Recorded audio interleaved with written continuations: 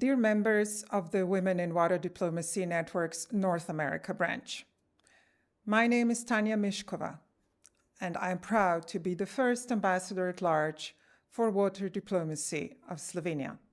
I'm equally proud to be implementing a feminist foreign policy, championed by our first female Minister of Foreign Affairs, our first female President, and our first female Speaker of the Parliament. Gender equality is a cross-cutting theme in our water diplomacy. In 2021, Slovenia was among the founding members of the Multi-Stakeholder Coalition on Gender Equality in the Water Domain. But it wasn't until the first meeting of the Global Network of Women in Water Diplomacy that I attended in August 2022 in Stockholm that I fully grasped the extent of challenges to women's participation across all levels of water diplomacy.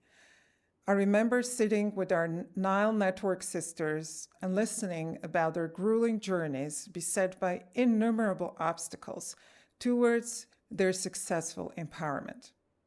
I learned so much from the North American indigenous leaders whose perspectives are particularly relevant and insightful, but often not taken into account by decision makers.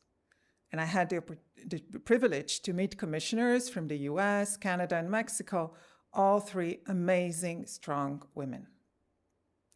While the participation and presence of women leaders in climate change and environmental negotiations and diplomacy appears to be growing, and mainstreaming gender in WASH and within the private sector has made progress, including women in transboundary water cooperation and water diplomacy is still off track. Women remain largely excluded when it comes to jointly managing water resources and in times of tensions, fragility, and conflicts. This is despite the fact that inclusive agreements last longer, that the value of meaningfully including women in these processes has been proven time and again. From women mediating decades-old local water disputes in Yemen to regional initiatives of the Women in Water Diplomacy Network in the Nile and Central Asia, which are shifting dialogues from competition to collaboration. River basin commissions, where gender equality has been achieved, perform better. And I can attest to that from my personal experience as Slovenia's Deputy Commissioner in the Sava River Basin Commission. Women are better at listening, better at dispute resolution, better at creating an atmosphere conducive to productive discussions. We're more likely than men to go beyond the technical to consider societal and environmental aspects. Why is then gender equality still such a challenge in so many basins around the world? Perhaps because transboundary water is in many countries still considered a matter of sovereignty, power, national security, and global politics, which is still considered a traditionally male domain. Changing this perspective is part of the process of transitioning from the traditionalist concepts of absolute sovereignty over national water resources and zero-sum games to the concepts of limited sovereignty over shared water resources and mutually beneficial cooperation.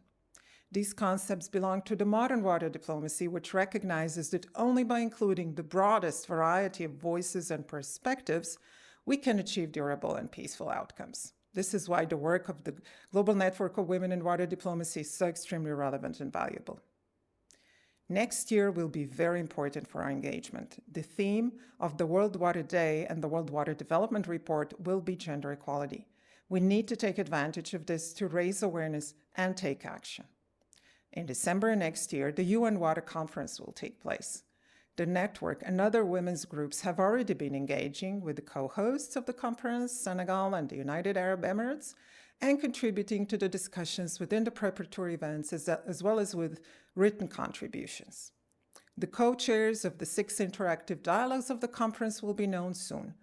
We should engage with them as well, particularly with those who will co-chair Interactive Dialogue 4 on transboundary water cooperation, to make sure they have meaningful inclusion of women in mind when designing the format and the content of their dialogue. The upcoming high-level preparatory event in Dakar, Senegal in January will be a great opportunity to leave a mark. And I'm happy that the Global Network will have events on the margins of both in Senegal and at the Water Conference. Let me conclude by saying I'm immensely grateful to be part of this network. I've met so many amazing and brave women, And I doubt there is another community out there that offers such a great sense of sisterhood. I've seen young and future water diplomats grow and prosper with the help of capacity building workshops, mentorship from more experienced members, exchanges, and constant encouragement from the entire community. There is an extraordinary depth of engagement and expertise, willingness to exchange information and knowledge, support each other. I wish the network continues to grow and prosper. In the world of deepening divisions, unity of women's voices is more important than ever. Thank you.